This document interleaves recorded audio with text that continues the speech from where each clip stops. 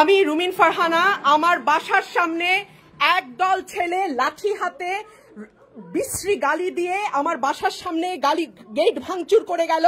তারা বলতেছে, এই রুমিন, নোংরা একটা গালি দিয়ে মাগি তুই নাম নিচে। এক্ষুনি আমার বাসার সামনে গেল। আপনারা এলিফ্যান্ট রোডে আসেন, আমি আমার মার সঙ্গে একা থাকি। তারা এখনো রাস্তায় গোলমাল করছে, ভীষণভাবে চিৎকার করছে। আমি বারান্দায় যেতে পারছি না, বারান্দায় যাওয়ার মতন অবস্থা নেই।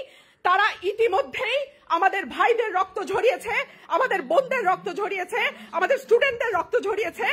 তারা আমার পুরো বাসা আমি অন্ধকার করতে বাধ্য হয়েছি। তারা নিচে গেট ভাঙছে। আপনারা দেখুন, আপনারা আসুন, আপনারা একটা ব্যবস্থা নিন, একটা ব্যবস্থা নিন আপনারা।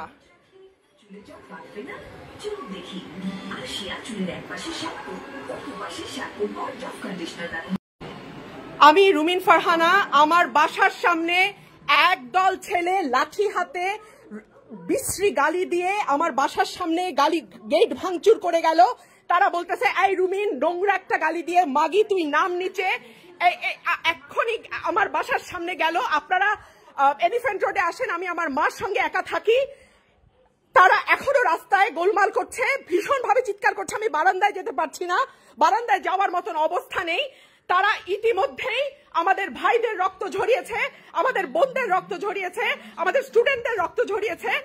তারা আমার পুরো বাসা আমি অন্ধকার করতে বাধ্য হয়েছি। তারা নিচে গেট ভাঙছে। আপনারা দেখুন, আপনারা আসুন, আপনারা একটা ব্যবস্থা নিন, একটা ব্যবস্থা নিন আপনারা।